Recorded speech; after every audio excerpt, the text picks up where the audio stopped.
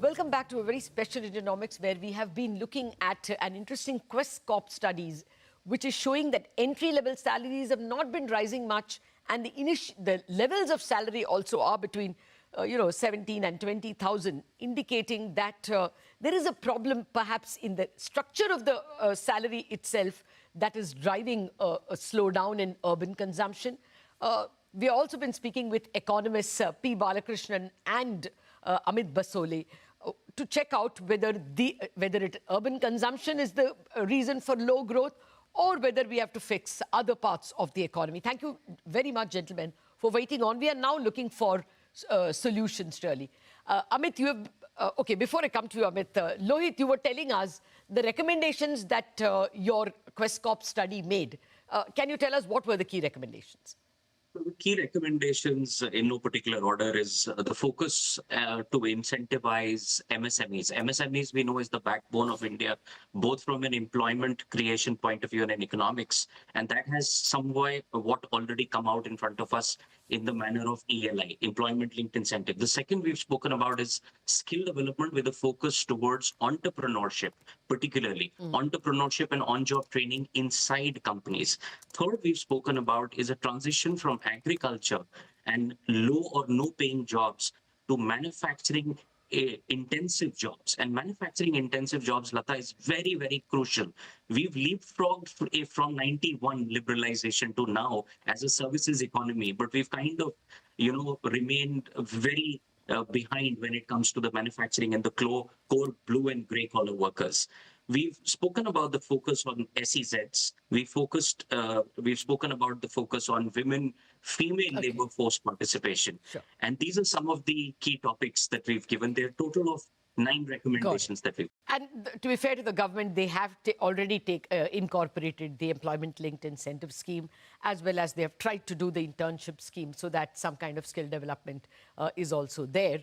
But these are age-old problems. And in spite of the last 2 terms of the NDA government speaking again and again about manufacturing and Make in India, actually, if you looked at manufacturing's contribution to GDP from 2013 to today, it has actually fallen. So, there are wider problems here. Dr. Balakrishnan, solutions? Yeah, I would say there are 2 things that, as far as the immediate situation is concerned. One, I think there should be an effort to implement the minimum wage across the country. Here, the states have a major role, and unless the states take a very serious, proactive position on this, I'm not sure that would come about. Obviously, the level of wage must rise and must keep in line with inflation.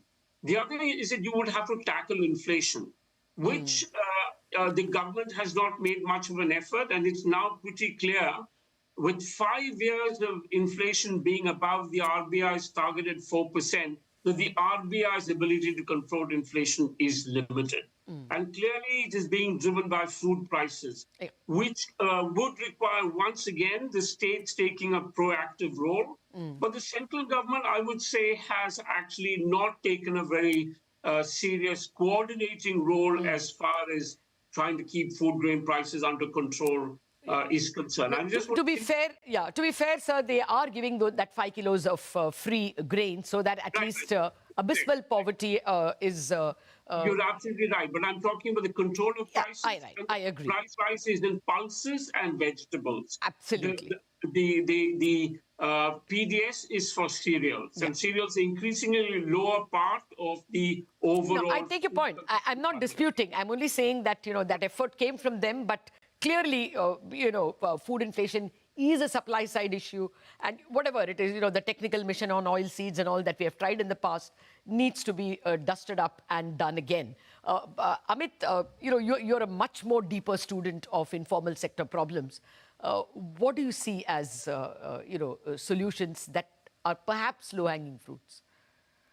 So, I want to go back to the point that Mr. Lohit Bhatia made earlier about the trying to increase formal sector jobs and particularly focusing on small enterprises. I think all of us know that this is really where we need to be looking.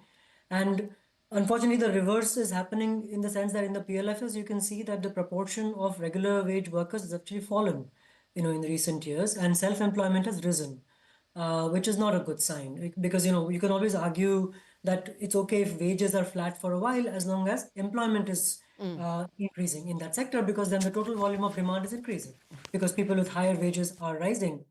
So that share of regular salaried workers has to go up constantly. That has not happened in the last few years, and that's really worrying to me. Perhaps even more worrying than the wage, tepid wage increases. Okay. So it's very clear that a combination of wage support, like what Professor Balakrishnan was talking about, and active job creation policies are really both are equally needed at this point. Okay. It remains to be seen whether ELI is the type of approach, because we don't have enough evidence to tell if those kinds of wage subsidies actually work in creating employment, or that the usual story about better infrastructure and so forth, Yeah. particularly at the local level. And I say this everywhere that I speak, that when we think of infra, we should not be thinking of highways and ports only or airports. We should be thinking about local roads. No, you're and right. Because all the highways have now become prefabricated structures. So the old, say 2 decades ago, high construction meant more jobs. It's no longer true. Now it is not construction for the better part, at least infra is not labor intensive. A very It is quick not a point, big one. a very quick point from the economists. The CEA exhorting corporates to pay more. That can only sensitize, right? That's not a solution. No corporate is going to pay for altruistic reasons, will they? First to you, Dr. Balakrishnan. Quick answers from you and Amit. That's absolutely correct. But I just want to say, presumably they are paying the minimum wage, and I'm just answering that's the only thing that really the policy can insist on. Yeah. Whether they pay higher wages or not lies in political economy, the distribution of power between capital and labor. I'm not sure the central government can do very much about that at all, frankly.